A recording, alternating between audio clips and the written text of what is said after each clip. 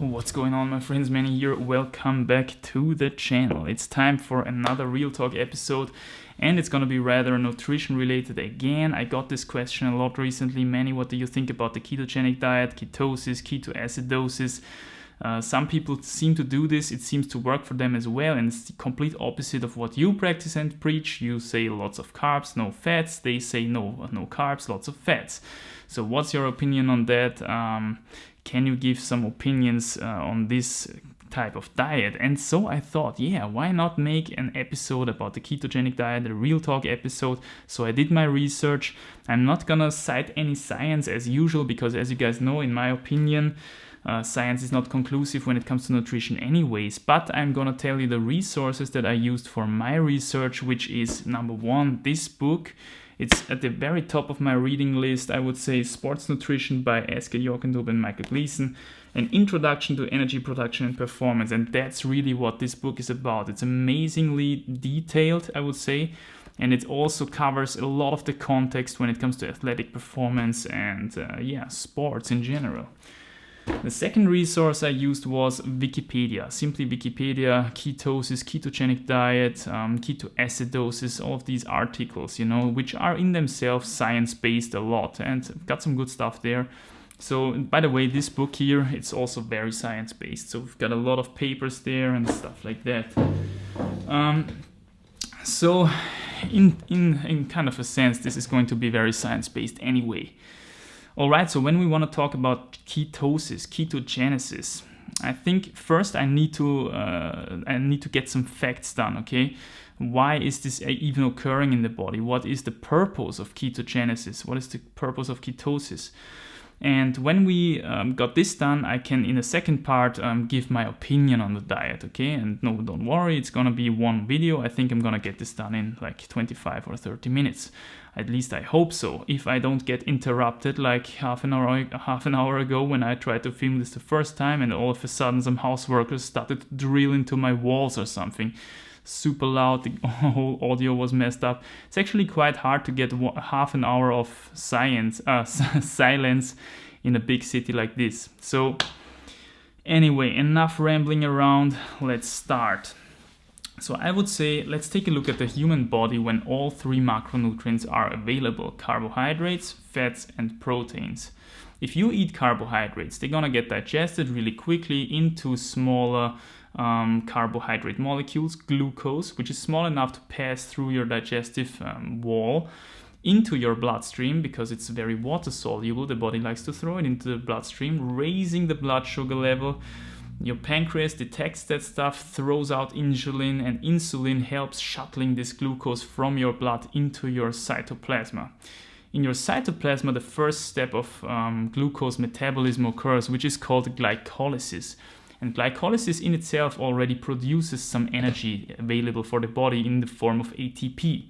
ATP, you might already have heard of that stuff. It's adenosine triphosphate, this molecule, and it's like the energy currency of the body. So any energy-carrying nutrient like fats, sugars, and of course also protein in certain cases, these nutrients carry a lot of energy, and the body wants to convert this energy into ATP first, because every bodily function, like for example muscle contraction or firing of neurons in the brain, it takes ATP to run that, okay?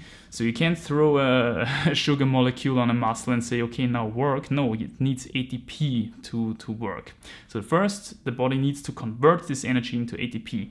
And glycolysis is the first step of glucose metabolism to create this ATP. And it's important to note that this step occurs in the cytoplasma, not in the mitochondrion, and it occurs without oxygen. It can occur without oxygen. So this is actually something that I already talked about a long time ago when I made my video about power endurance, the contrast between anaerobic endurance and aerobic endurance, okay? Because this process of energy creation can occur without oxygen, which means also when you're pumped, when we are climbing and no oxygen reaches our forearms, this type of energy can be produced.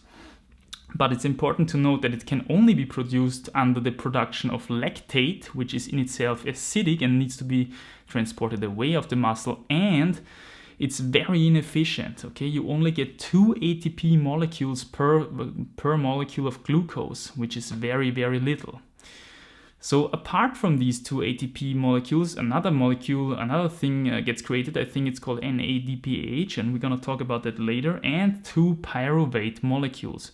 And these 2 pyruvate molecules can be turned into acetyl coenzyme A, I think it's called.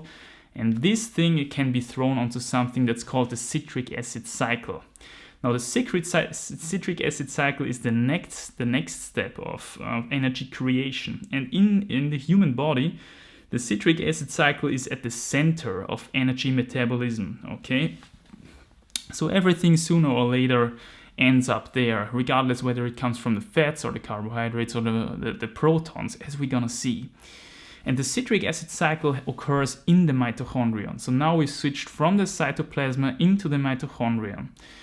And what happens is that these original pyruvate molecules get metabolized into simpler compounds, and these simple compounds can be in turn thrown on something that's called the respiratory chain, which are certain proteins which sits in the inner mitochondrion membrane. And this energy from these compounds is used to build up a proton gradient, and now I'm really talking about protons, not about protein. And this gradient likes to equalize itself, of course, and there is a certain kind of protein, the ATP synthase, which exploits this fact to create ATP out of ADP and phosphate. So this is actually how you get the most energy out of a certain energy-carrying nutrient, all right? So per molecule of glucose, enough metabolites are produced to run this respiratory chain so that 20 ATP molecules can be created. But, and this is the very important point here, you need oxygen. You need oxygen to run this reaction, okay? So at the end of the respiratory chain, oxygen is going to be smashed on these protons. Water is created, and this is a very strong reaction. Okay, it's a very energy-rich reaction. It kind of sucks the energy out and transforms it into ATP. All right. So this is how the body actually makes the most energy out of glucose. Let's take a look at fatty acids. If you eat fatty acids, they get digested as well, but they cannot simply can diffuse into your bloodstream. Okay, they are just not water soluble enough. We know that fats are not so water soluble. So what the body does instead, he throws it into the lymph system. Lots of proteins come in and form kind of lipid balls, kind of lipid drops, you know. The lipid drops travel through your lymph system until they at some point enter your bloodstream, somewhere around here, I think. And then they travel into your bloodstream and firstly into your adipose tissue most of the time, okay, where they get stored. And from there they get released into the bloodstream and get shuttled to the target cells, okay, to the energy needing cells. And as I said before, I think it's a little bit of a slower nutrient, okay. It takes more time to digest that stuff. It takes more time until this energy is available. But fats has certain other advantages over carbohydrates, and we're gonna get into that as well. So when the fat is now re-released in the bloodstream, getting taken up by the target cells, they are in the cytosol again. But fats cannot be instantly metabolized in the cytosol, in the cytoplasma, like glucose can via glycolysis. Fats undergo a different metabolic state, and this happens already in the mitochondria and is called beta oxidation. Beta oxidation basically breaks off carbon pieces of the fatty acid chain, and these get turned into energy-rich metabolites, again acetyl coenzyme A, which we know from before already. And this in turn can then be thrown again onto the citric acid cycle, where it's getting metabolized into simpler metabolites. These get thrown again on the respiratory chain and ATP is created. Amazingly, how it works actually. So as you can see, the citric acid cycle is a key player here in energy creation, and we've got glycolysis for glucose and beta oxidation for fats. Now beta oxidation happens already in the mitochondrion. Don't forget that, that's very important. And another important fact to note here, you need oxygen to metabolize fats. Yeah. So we don't have an anaerobic metabolism of fats here. You need oxygen, and this is why so many people recommend aerobic endurance sports activities, aerobic exercise for fat burning, because you need to get that oxygen in if you want to burn that fat. All right, as soon as it gets to anaerobic intensity, you're rather burning glucose, okay? You're burning glucose, and a lot of it during glycolysis and under the influence of no oxygen, all right? So here we've got the fats.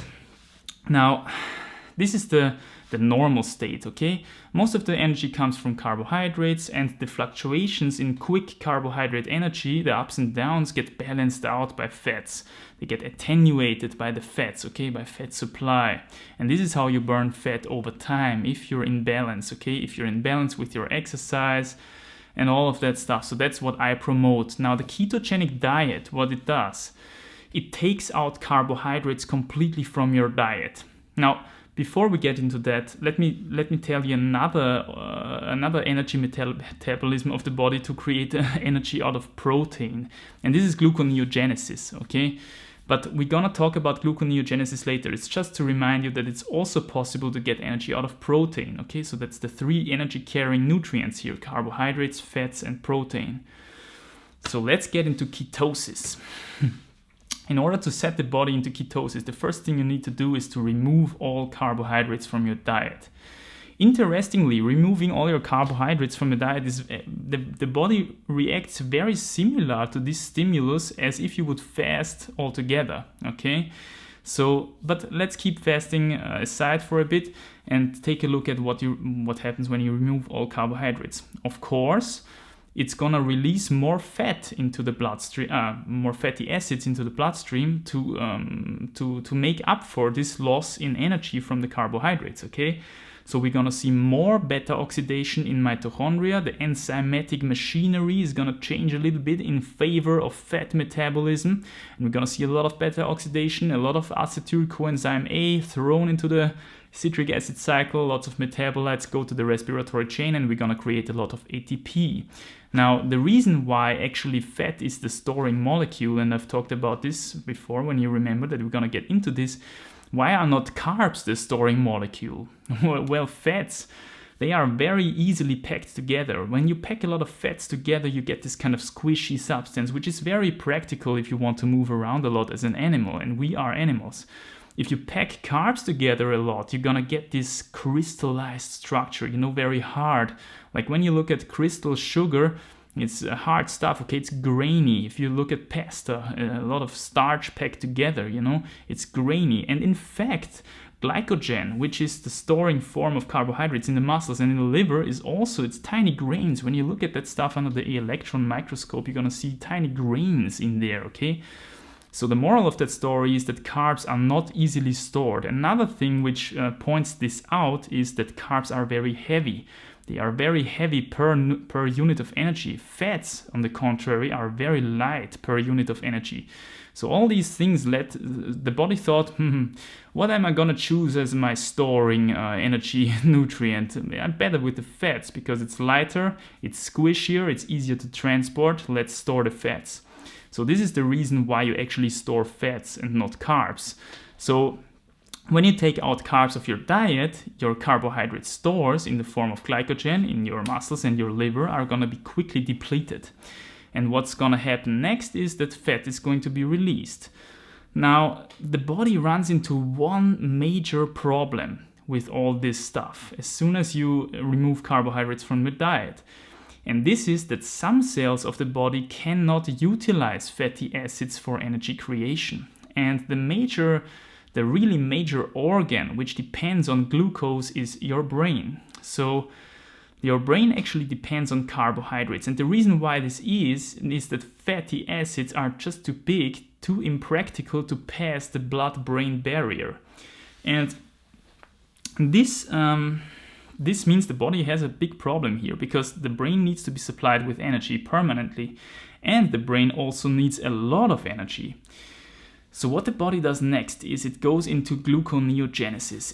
It pushes up gluconeogenesis, and I've talked about this before. This is the process of creating glucose out of protein, out of amino acids. The liver is quite good in this. So what's going to happen is, okay, we're still not in ketosis, by the way. The liver takes some protons, transforms it into glucose. Glucose gets released into the bloodstream, and this glucose can feed the brain, okay? And the brain breathes this again and thinks, oh, nice, okay, I have some glucose again.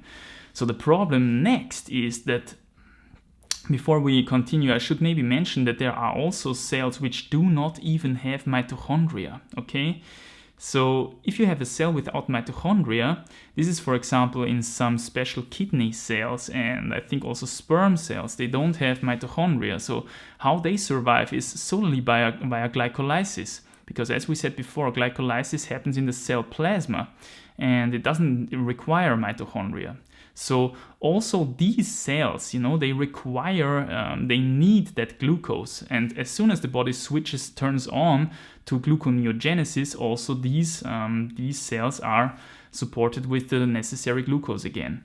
So now in the brain, we've got running on gluconeogenesis, running on glucose again, and these special cells running on glucose again as well. But the problem is the body would so quickly eat up its protein resources, because the brain needs a lot of energy. You have to realize that.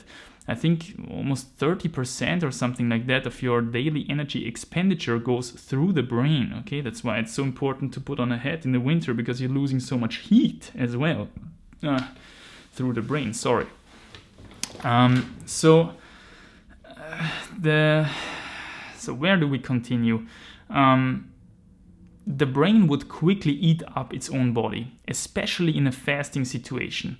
And all these mechanisms, they are even evolved because we had to fast in our past at some point. Okay, so in a fasting situation, your brain, you would not survive longer than 1.5 weeks maybe. Until this point, your brain would have eaten up all your protein via gluconeogenesis.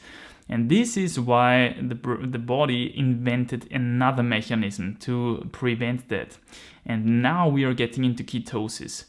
Ketosis means that your liver, again, can utilize fatty acids to create ketone bodies. And interestingly, it only can create ketone bodies. It cannot use them up, which makes sense, because if it would also use them up, they would get quickly used up on the same place and no change in the body would occur. But instead, the ketone bodies are released into the bloodstream, and ketone bodies are very small, quite energy-dense substances which can diffuse through your blood-brain barrier and supply the brain with necessary energy. And the brain, in turn, has a mechanism to change the enzymatic machinery to ketosis burning, to ketone burning. And this is how you actually create energy out of ketones, right? So the ketone bodies themselves. Now, another thing that is important, what is with those cells who don't have mitochondria, okay? Because these ketone bodies are metabolized in the mitochondria again, so they are thrown into some kind of metabolites of them are thrown onto the citric acid cycle again. We got the respiratory chain again, and everything is fine. But what is with those cells without mitochondria? These cells cannot really utilize ketone bodies either. Okay, so what they need is still glucose, and this is why in a fasting state or in a ketogenesis, in a ketone diet state, ketosis state basically, you're gonna always have some gluconeogenesis running besides that, okay? Because these special cells, they need some glucose, even if the brain is already fully adapted to ketone bodies. All right, so this is the state we are now running in ketosis. We are now running in, this is the ketogenic diet basically. So now that we've covered this, is that a good state to be or not? That's the question.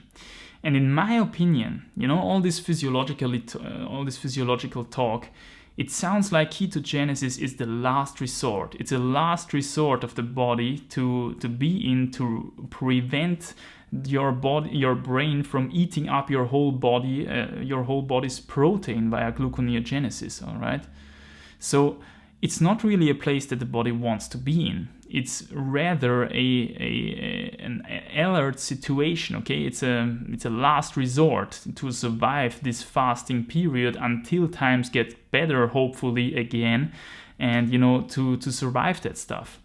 And this sounds for me like already not very sustainable. It sounds very, you can do it for a certain amount of time maybe, and this is also the original intention by nature. This is why we have this tool to survive certain harsh times, but it's not something you do for a lifetime to be healthy and thrive on that stuff, okay? So that's the first thing. The second thing is, when I researched about ketosis and the ketogenic diet, I found out that there are actually a lot of side effects of the ketogenic diet, and this is due to the fact that ketone bodies are very acidic, okay?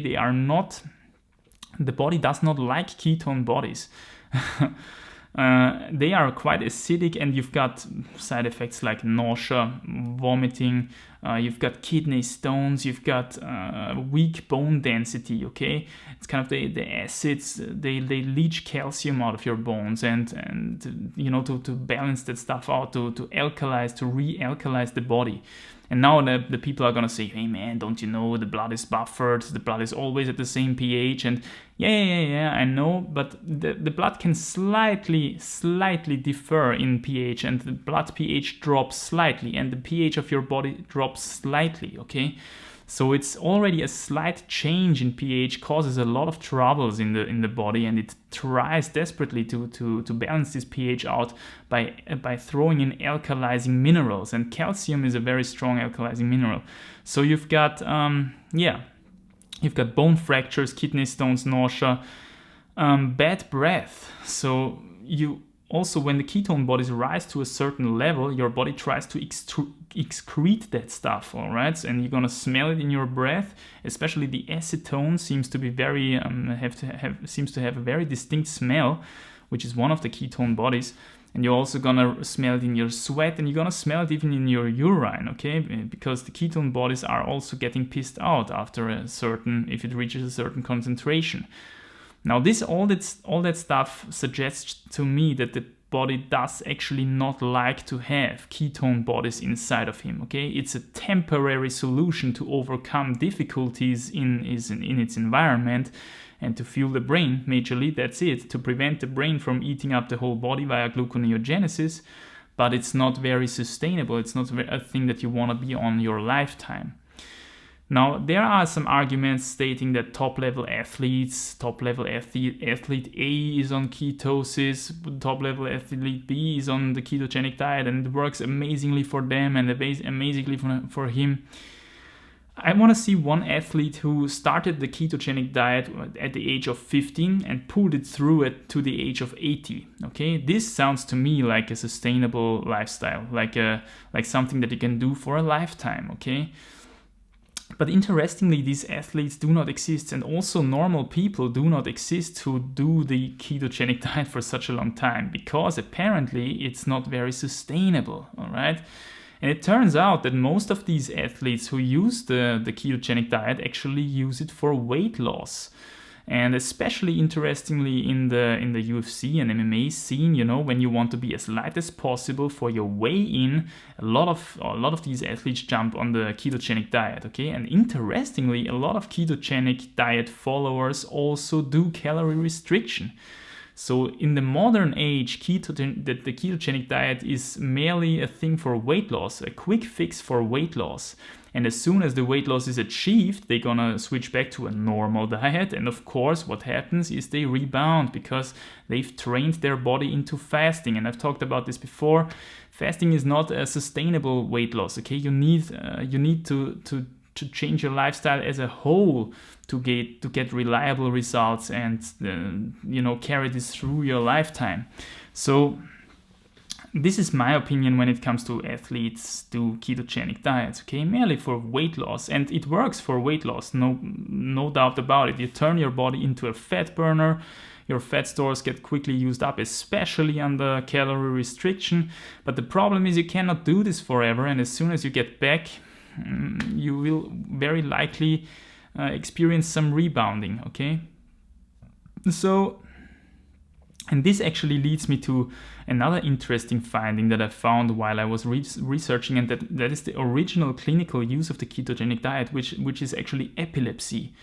It got developed in the 1910s and 20s, I think, by some doctors, which found out that the ketogenic diet helps to reduce epileptic seizures in patients a lot. And this suggests that the ketogenic diet triggers kind of a change, a metabolic change in your brain, which seems to be very beneficial for epilepsy. Okay, which is interesting to me because, yeah, you would not expect that, right? Another thing is that people thousands of years ago in the ancient times already seemed to have knowledge about this thing that fasting actually helps against epilepsy.